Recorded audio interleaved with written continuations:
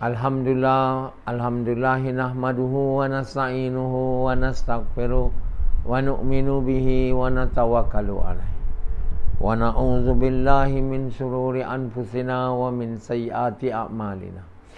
May yahdihillahu fala mudilla lahu wa may yudlilhu fala hadiyalah. Asyhadu an la ilaha illallah wa asyhadu anna Muhammadan abduhu wa rasuluh.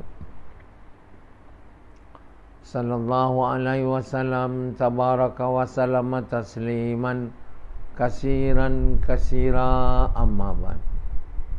Bismillahirrahmanirrahim.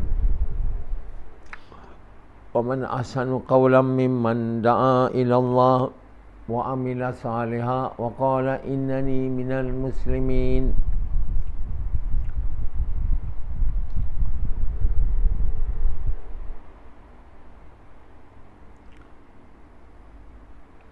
Tuan-tuan, bapa-bapa sekalian dan ibu-ibu,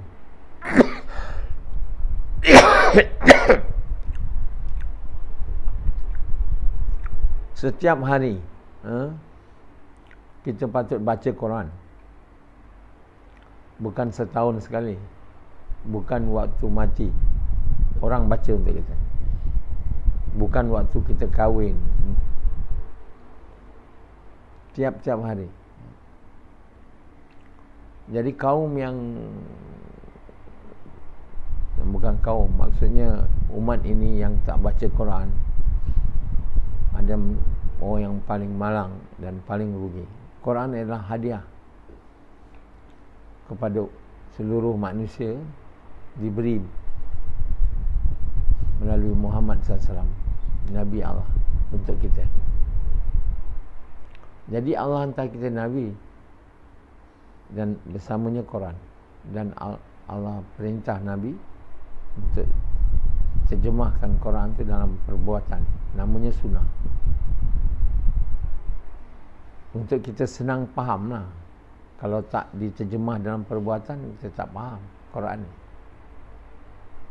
Jadi senang cerita, orang yang tak faham ikut aja Nabi. Ya, maknanya dia lebih kurang dia selamat lah. Jadi Quran dan sunnah itu perkara sebenarnya sama. Quran perkataan Allah, sunnah perbuatan Nabi. Apa Nabi buat. Yang Nabi buat tu terjemahan ataupun tafsiran secara amal Quran tu. Maknanya kita kalau nak ikut Quran, buta tuli, tak tahu, kita ikut Nabi. Sahabat dulu mereka bukannya semua pandai membaca, ikut Nabi. Tapi kita tak nampak Nabi kan. Banyak hadis palsu yang kita tak boleh selamat. Seperti sahabat dulu tengok Nabi hidup kan. Nabi dah meninggal, apa yang dia cakap pun tak diriwayatkan. Ada yang diriwayatkan, sebahagiannya palsu kan. Jadi kalau amal hadis Nabi yang palsu, rosak. Dan Al-Quran tak faham, hadis faham sikit lah, tapi kalau palsu. Sebab itu banyak orang dia alim hadis tapi tak boleh alim Quran. So alim Quran ni tinggi kan? Macam bayan saya ni, bayan bahasa Melayu tapi kamu tak fahamnya, sebab dia bayan Quran.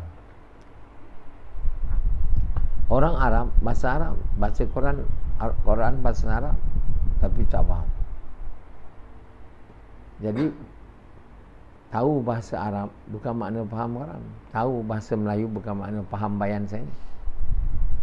Yang bagi faham ni Allah, dan Allah bagi faham ikut kita punya iman, takwa.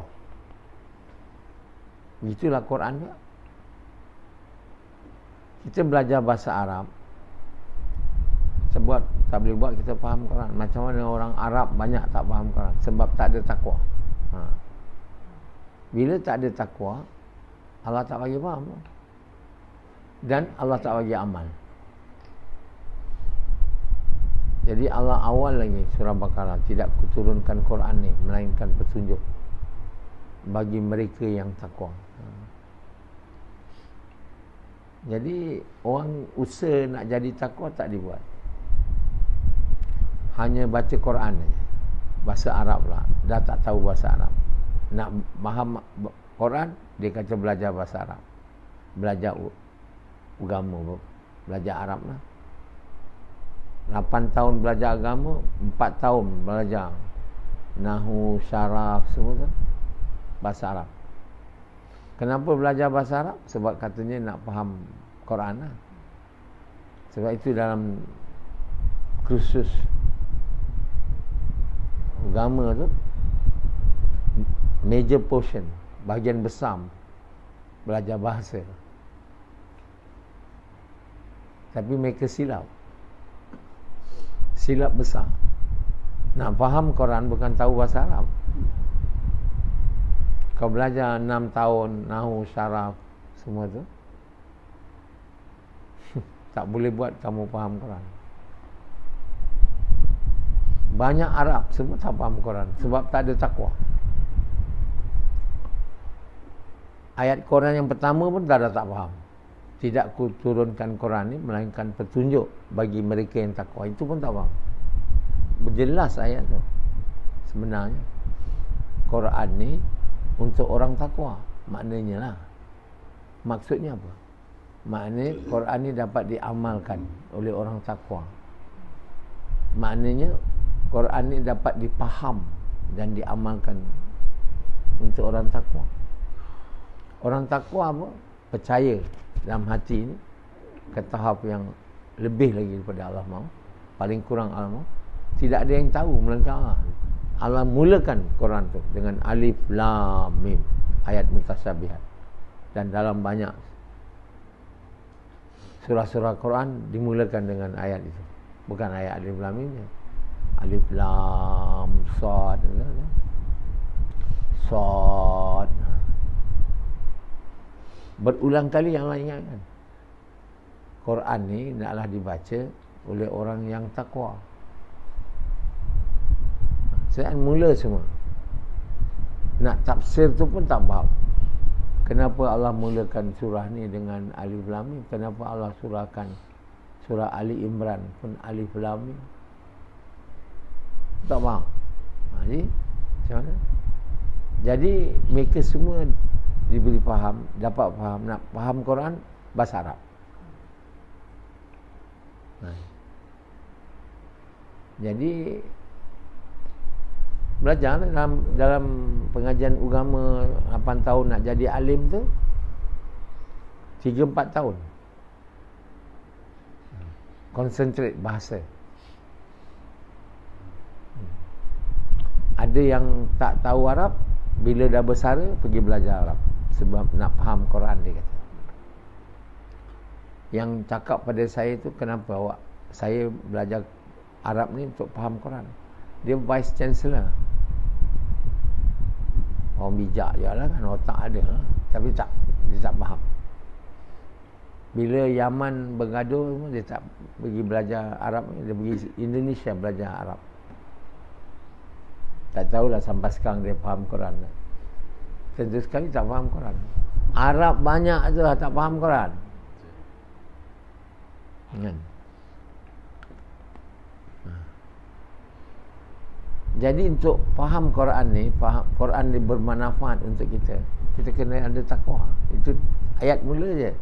Tidak kuturunkan Quran ni melainkan petunjuk. Tapi berapa banyak yang nak usaha jadi takwa? Tak ada. Mula-mula belajar Quran, belajar baca dia. Lepas belajar baca, pandai baca Quran, belajar tajwid dia. Itu je lah. Jadi dah tahu baca Quran, pandai baca Quran, masuk pertandingan lah. pertandingan baca Quran. Itu je pencapaian. Sekarang ada tambah lagi hafal Quran lah. Apa beza hafal, baca dengan betul? Semua baca. Satu nampak, satu tak nampak. Baca dengan tak nampak ni hafiz. Baca dengan nampak ni tak hafiz. Ada boleh baca bagus dengan tajwid. Wah, Masya Allah. Kan? Orang baca, dia baca kuntum khaira ummatin ukhrijat linnas. Kalau baca dengan qari dah, kuntum khaira ummatin ukhrijat linnas. Beza dengan satu lagi, kuntum khaira ummatin ukhrijat linnas. Satu lagi boleh baca dengan tak nampak Quran. So itu baca aja tu. Perintah kedua, faham tak ada. Perintah ketiga, amal tak ada. Jadi lama orang Islam sejak dulu ni, Quran ni untuk dibaca. Dah baca Quran, dah belajar baca Quran, dah lah tutup Quran tu. Sampailah nikah. Oh, ada majlis khatam Quran. Tutup lagi. Tak baca lagi. Sampai mati orang baca Quran kata. Inilah yang berlaku pada banyak orang yang dikatakan Islam, tapi sebenarnya Islam nenek moyang lah. Mereka tu bukan beragama Islam. Beragama Islam nenek moyang macam kamu lah. Itulah jadi macam tu, nenek moyang lah tu. Baca Quran je tu. Quran ni bukan diturunkan untuk dibaca, diamal. Sahaja dibaca saja, diamal. Itulah nak Quran ni satu hadiah yang sangat besar. Banyak benda kita tak tahu kalau kita tak baca Quran dan tak faham Quran. Dan faedahnya bila kita amal, kita tak dapat faedah dia. Kita jadi haiwan. Macam Sufyan kan. Dia jadi haiwan aja. Sufyan Malik. Jadi apa? Haiwan aja. Nampak badan semua manusia kan. Tapi roh haiwan. Hitam. Roh tu apa? Kotor. Haiwan dia tak ada kotor sebab dia tak ada beragama. Bukan ada perintah dia nak solat, tak ada. Jadi roh dia suci lah. Yang manusia ni, roh dia boleh hitam, boleh putih. Sebab dia diperintah oleh Allah Ta'ala untuk mengamalkan agama tersebut supaya manusia ni selamat. Allah bagi dia akal, Allah bagi dia roh, Allah bagi dia badan. Akal dan roh dia tu kena betul, baru badan dia betul. Kalau akal dan roh dia tak betul, badan dia tak betul. Untuk akal dan roh betul ni lah Quran turun ni. Tak baca pula, dan tak faham pula, dan tak amal. Yang baca tu dia tak faham. Tak faham. Yang faham bila tak baca tak faham. Kalau baca tak faham, tak amal, sama jugalah. Baik sikit lah. Baik sikit je boleh baca Quran. Tapi sebenarnya Quran bukan diturun untuk dibaca dan didengar. Orang kafir pun suka dengar Quran. Waktu Nabi baca Quran, dia pergi duduk dengar. Malam-malam datang. Kalau satu orang kata aku dengar Quran, tak ada. Orang kafir pun dengar Quran dalam zaman Mekah tu. Jadi dapat baca Quran, dengar Quran ni orang kafir boleh. tapi amal Quran ke orang takwa. Jadi Quran ni akan ada faedah untuk kita bila kita takwa. Pertama kita kena belajar, sebelum belajar Quran, kena jadi orang takwa. Itu yang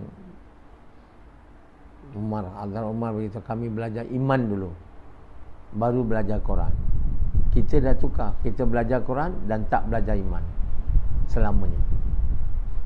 Kita sekarang orang Islam, kita belajar Quran, maknanya baca Quran tapi tak belajar iman, tak jadi orang takwa selamanya sampai kita mati. Jadi tentulah Islam kita bukan Islam Quran, Islam nenek moyang. Tentulah Islam kita bukan Islam yang benar. Jadi dengan izin Allah, Allah bagi saya taufik untuk tafsir Quran dalam bahasa Inggeris, supaya seluruh manusia yang ramai kat dunia ni pandai bahasa Inggeris, boleh diterjemah Quran ni pada bahasa lain. Tapi dengan izin Allah saya pilih menulis dalam bahasa Inggeris, walaupun bukan saya pandai bahasa Inggeris pun. Saya orang Melayu. Namun banyak yang tak nak baca dia, malas baca, banyak sangat nak dibaca, panjang. Mana 84 kitab, satu kitab tu 400, 300, 280, 300 muka surat. Dia orang kata baca 1-2 line je, satu hari 3-4 line, tu pun letih. Itu baru baca tu, belum nak dipikir lagi. Kena baca, kena fikir, kena cuba faham. Tak faham, tanya. Jadi tuan-tuan bapa sekalian, Allah SWT bagi kita Quran ni satu rahmat yang sangat besar kepada manusia ni. Dia hadiah yang sangat besar. Banyak perkara kita tak tahu kalau tak baca Quran.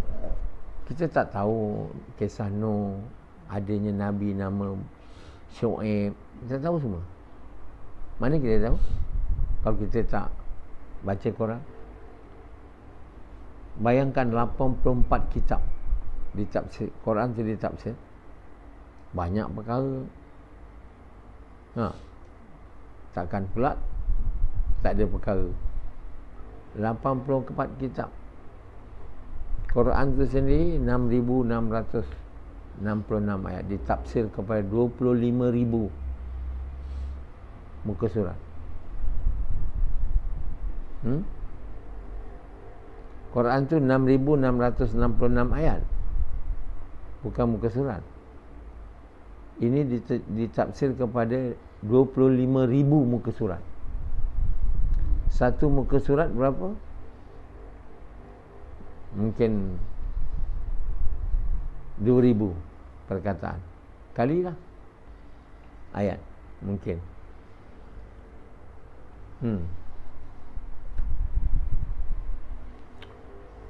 25,000 muka surat kali ayat berapa? Satu muka surat. Azri?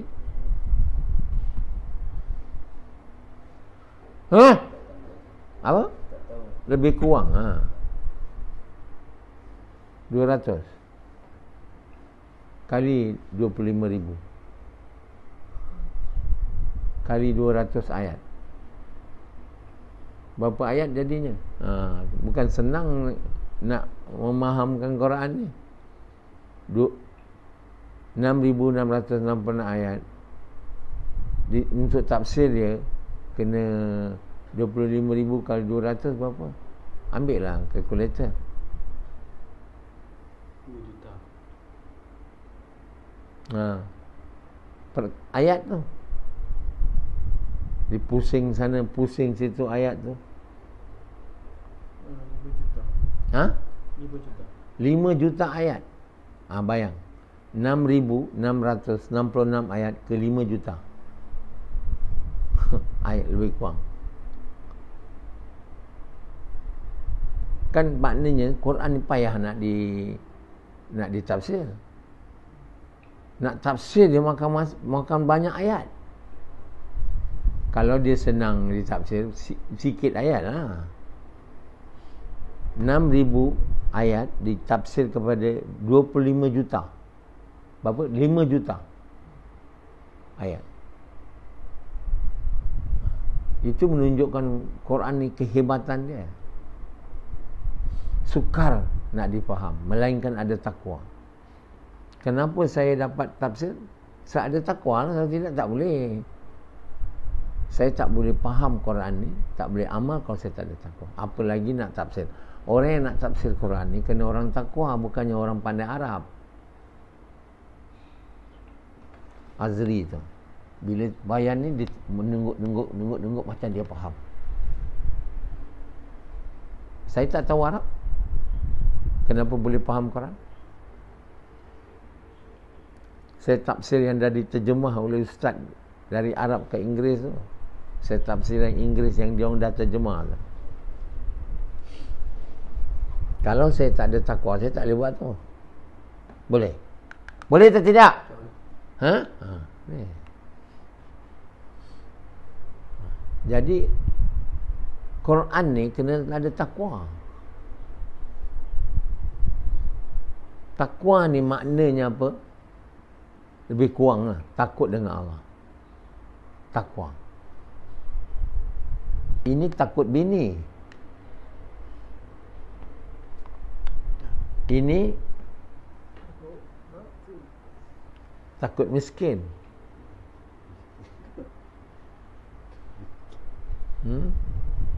Ini takut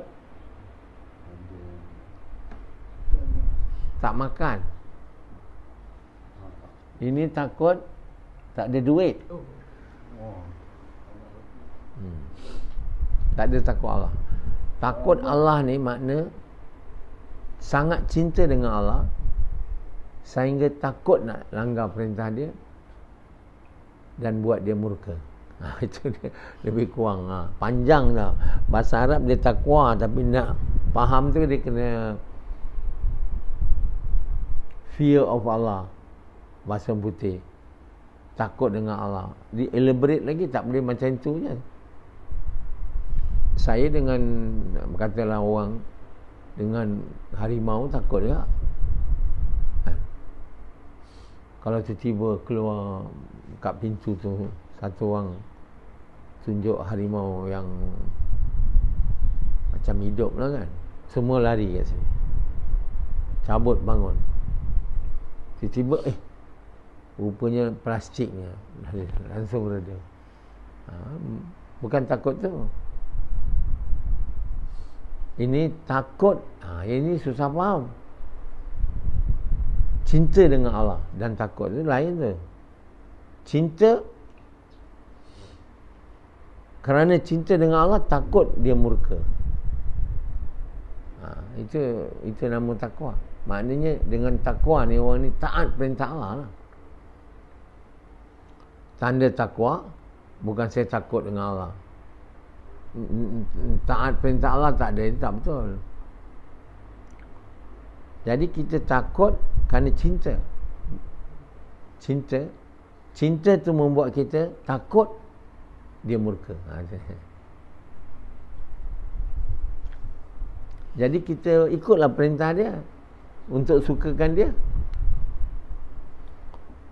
Kita ikut perintah dia bukan nak dapat apa-apa yang dia janji, untuk sukakan dia. Itu yang namanya ikhlas. Banyak orang taat, dia nak dapat faedah yang Allah janji dengan taat tu. Itu bukan takwa kan?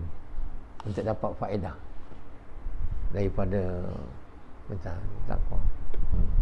Jadi nak dapat cinta dengan Allah tu lah, maknanya Allah yakin, ya, Allah tu maha penyayang, pengasih, beri faedah, bahaya.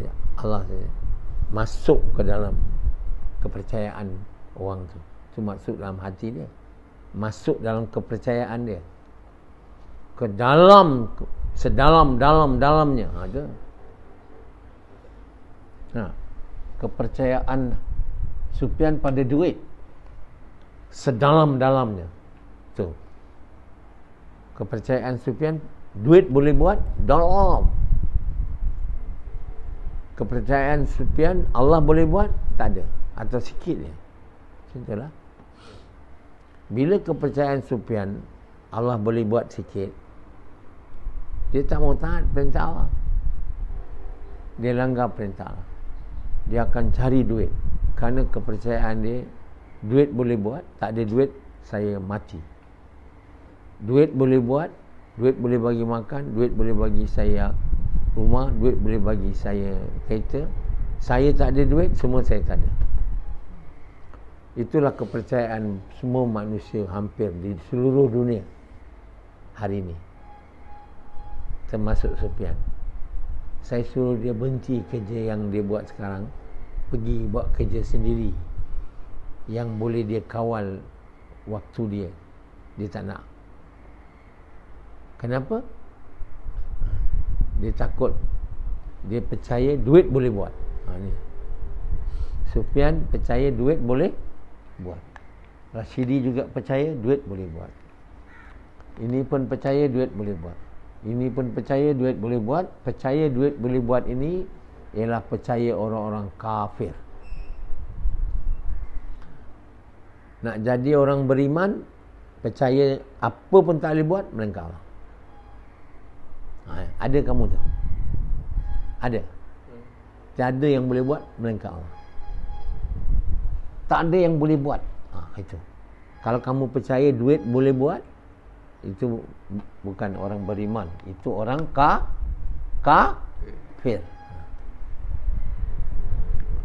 Yang 5 sen boleh buat kurang, yang 5 ringgit banyak, yang 50 lagi banyak, 5,000 banyak betul. Jadi 5 ringgit, 5,000, dua-dua tak boleh buat. 5 juta pun tak boleh buat, 5 bilion pun tak boleh buat. Itu baru betul. Yang boleh buat hanya Allah. Faedah, bahaya dari Allah. Allah bagi mudarat, Allah bagi manfaat. Allah bagi hina, Allah bagi mulia. Baik buruk semua dari Allah. Allah saja boleh buat. Tak ada yang boleh buat melainkan Allah. Itu ada ditunjang keyakinan. Duit tak boleh buat. Jadi satu orang yang percaya duit bukan Tuhan, maknanya duit tak boleh buat apa. Tak boleh bagi faedah, tak boleh bagi bahaya. Orang ni kalau tak ada duit, dia tak ada susah hati. Hari ni ada orang tak susah hati kalau tak ada duit. Itu buktinya manusia ni percaya duit boleh buat. Bila tak ada duit, Rashidi punya fikiran jadi apa? Gila dia kata. Kalau tak ada duit, Sufyan punya fikiran jadi apa? Mereng. Si mereng. Kalau tak ada duit, fikiran Yazid jadi serabut. Kalau tak ada duit, Samad punya fikiran jadi pening. Kalau tak ada duit, Azri punya fikiran jadi Resah. apa? Resah. Itu maknanya masih yakin duit boleh buat. Mau hilang tu semua. Itu iman paling tinggi lah. Ada orang banyak level, duit boleh buat sikit ada banyak sangat. Kalau boleh langsung tak ada. Yang buat hanya Allah. Itu makna la ilaha illallah, tiada yang boleh buat melainkan Allah. Itu maksudnya la ilaha illallah tu. Tuhan ni, Allah, tak ada apa yang dia tak boleh buat. Bukan tak ada apa je dia tak boleh buat. Dia buat dengan kata jadi je. Bukan dia ada perlu nak ada tulai, ada nilai tu. Macam manusia nak buat jembatan, macam-macam kena ada tau. Usah, bukan buat jembatan je, buat mi kutiau je, atau nak goreng itu. Berapa banyak dia pernah. Ini Allah tak ada. Allah buat langit, bumi, matahari. seluruh alam ni dengan berkata jadi. Jadi ni. Jadi itulah dia Tuhan kita yang kita nak sembah, yang kita nak sayang, cinta dan taat. Kenapa tak nak? Kenapa kita nak taat pada duit yang bukan Tuhan kita, tapi dah jadi Tuhan sekarang? Sebab kita percaya dia boleh buat duit. Bila kita percaya duit boleh buat, kita dah ganti Allah dengan duit. Duit sudah jadi Tuhan kita. Ya. Semua buang tu. Mau cakap, mau dakwahkan perkara ni. Walaupun orang yang dengar tak suka dan kita pun tak suka. Kalau tidak, macam mana nak keluar? Kita mau cakap ulang-ulang kali, lagi-lagi dalam gas, jauhlah, bila-bila lah. Alah, dia orang cakap engkau ni cakap aja, duit tak boleh buat. Yalah, kalau aku tak cakap yang betul, mana hati jadi betul? Aku tak nak cakap duit tak boleh buat sebab aku percaya. Kau tak mau cakap, mana nak hilang? Untuk hilang percaya yang salah ni, kena cakap yang betul. Itu ubat dia. Itu ayat Allah bagi tahu perkataan mana yang lebih baik. Wa man ahsanu qawlam mimman da'a ilallah. Perkataan mana yang lebih baik? Maknanya perkataan yang lebih baik mengajak manusia ini adalah ubat. Ubat paling mujarab untuk menghancurkan yakin salah dan melahirkan amal yang baik, untuk memutihkan roh, menjernihkannya dan melahirkan amal yang bersih dan jernih, iaitu amal soleh. Inilah ubat dia. Jangan cakap melainkan yang benar, kata Nabi. Diam. Kan Nabi cakap. Tapi orang tak faham tu. Nabi cakap, diam. Kalau tak mau cakap yang baik. Tapi yang bagusnya cakap yang baik. Jangan diam. Diam. Nanti kita dengar telinga cakap yang tak baik. Kawan-kawan pula semua yang tak baik. Macam Hanzalah bila dia kata dia nak lepak. Boleh saya lepak dengan kawan saya. Dia sebenarnya mau dengar perkara buruk. Dia tak boleh kontrol kawan dia. Dengan dia pula. Dia bila jumpa kawan, dia punya cakap. Tuhan punya. Kawan dia tak nak kawan dengan dia. Kalau jadi dia kerana nak kawan, dia terpaksa duduk mendengar perkara buruk. Sebab itu saya cakap dengan dia, kamu tak boleh lepak. Kalau dia boleh cakap yang benar dekat kawan dia, bagus buat.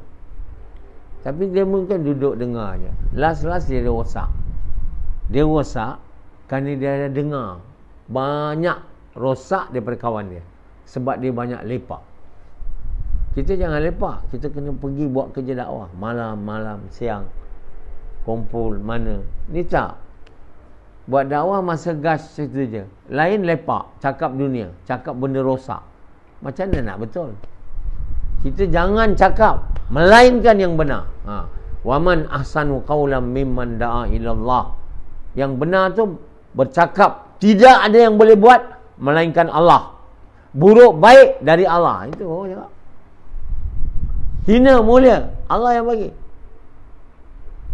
Tak ada siapa boleh bagi hina. Tak ada siapa boleh bagi mulia. Jangan takut. Kenapa? Ini semua takut. Kalau kamu tak ikut munasat, jawatan surah out. Itu semua takut lah tau. Berapa banyak surah-surah jemaah tabligh ketakutan. Tak mau yang cakap yang benar. Sebab nanti kena buang oleh Abelacong. Itu semua orang ingat Abelacong tu boleh buat. Namanya Tuhan dia lah. Dia nampak kalau tak ikut dia Abelacong, buang jadi surah. Tak ada lah. Duduk. Sekarang apa jadikan kau? Apa guna kau jadi surah? Tabligh pun tak ada. Apa guna kau? Nak sangat tu. Banyak orang takut, macam menteri-menteri UMNO dalam Pakatan Nasional sekarang. Mana dia takut nak, mana dia nak lawan Muhyiddin? Tak nak support, berhentilah. Dia takut. Dia masih lagi. Dia tu banyak menteri UMNO, dia tak nak berhenti. Dia tak nak support Muhyiddin sebab ada dunia. Muhyiddin nak bagi dia orang jangan lagi jadi JLC, jadi tu, jadi ni. Bagi dia orang semua dunia. Sebab Muhyiddin tahu manusia ni takut bukan dengan Allah, dengan dunia. Sebab dia takut dunia tu Tuhan dia. Dia kata dunia tu boleh pelihara dia macam Sufyan. Dia mana nak berhenti kerja? Yang saya suruh dia berhenti dia bekerja sekarang, tak nak dia. Sebab dia percaya dunia boleh buat, duit boleh buat, ada duit semua boleh jadi. Berapa banyak orang cakap percakapan yang salah. Ini semua kalau ada duit semua jadi. Itulah duit tu Tuhan dia. Dia tak boleh cakap macam tu. Dia kena cakap kalau Allah bersama aku, semua boleh buat. Kalau aku bersama Allah, semua aku dapat dengan izin dia. Jadi inilah ubat sebaik-baik ubat. Lebih ubat daripada Panadol apa benda semua ubat tu, itu sebenarnya bukan ubat. Ubat sebenarnya percakapan yang baik. Yang inilah yang manusia seluruh dunia tak pernah tahu sebelum ini. Saya nak bagi tahu. Apa lagi tak ada dalam Quran tu Allah bagi tahu makan itulah ubat ni lah, herbs inilah, herbs itulah, semua mana ada? Allah bagi tahu makan herbs ni ada dalam Quran. Herb ni, herb tu, makan rambutan. Dia bagi tahu je tentang banana. Dia tak ada kata makan banana, tak ada satu perintah. Dalam Quran tak ada perintah makan ni, makan itu tau. Allah perintah buat amal. Wa man ahsanu qawlan mimman da'a ila Allah. Katakanlah Muhammad ini jalanku, mengajak manusia kepada Allah. Itu perintah. Itulah ubat sebenarnya. Kerana itulah ubat yang mencuci roh dan pikiran manusia, merupakan pundak manusia ni adalah roh dan pikiran dia. Baru badan dia betul. Tidak badan dia rosak, semua rosak. Kehidupan dia rosak. Dunia akhirat dia. Okey.